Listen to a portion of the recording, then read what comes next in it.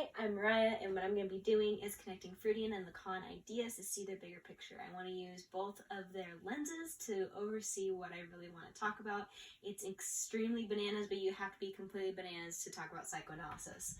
Anyways, what I want to do is the psychoanalysis, and the psychoanalysis is the id, ego, and superego, in which we're all created in order for a reader to analyze the depths of a character to discover the true meaning of the characters / book's intentions and purposes.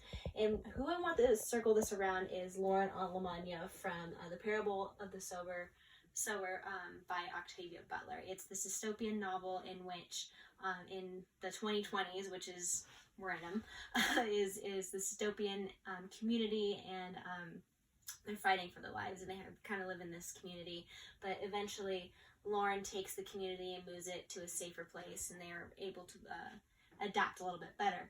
But adoption is a little bit beyond what we're going to be talking about from right now.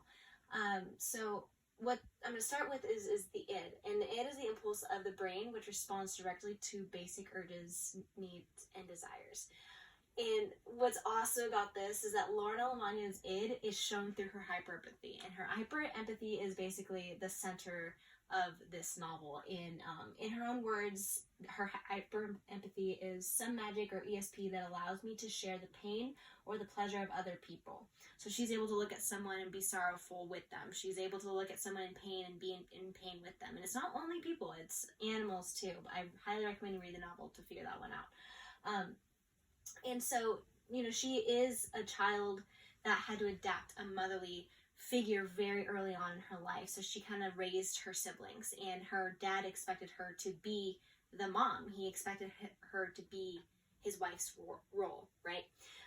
So what I kind of connected here was with Margaret Mahler, excuse me if I say that incorrectly, in the Psychological Birth of the Human Infants in our textbook.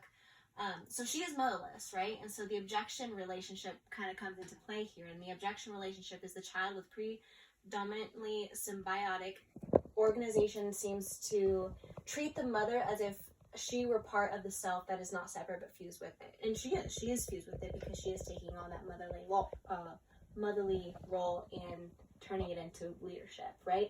And it turns into leadership with her ego that is developed, right? And her ego is the function that deciphers and mediates the unrealistic id, the decision making, and essentially works by reason. Her ego is what makes her such a fantastic leader, because she's able to feel what the people feel and take that from them and then develop it into having a better community, right? And a more essential living type kind of community. And that's what she really wanted. But this correlates to the adoption part of Margaret Mahler's excerpt, and it is in what she says, it is our conviction that the child's fresh and pliable adaptive capacity and their need for adaptation. She's able to adapt really quick, right? So she's in this new generation in which adaptation is essential. She has to adapt really quick, and she was able to do that. She adapted to becoming a mom. She adapted to becoming a leader, and she adapted to all the things she needed to do in order to survive, right? And so this kind of circles to the superego. Now this gets really vague because there needs to be a lot of more research to be done here. However, the superego controls the id's impulses and persuades the ego to turn to strive for perfection rather than turning to realistic virtues. Now I connected to the beginning of the symbiotic phase. In this context, it kind of describes at the state of undifferentiation of fusion with mother, in which the I is not yet differentiated from the not I, and which inside and outside are only gradually coming to be sensed as different. But Lauren is different, right? Because of her hyper empathy. So she's able to take her superego and be this great leader. So it kind of wraps it all into one.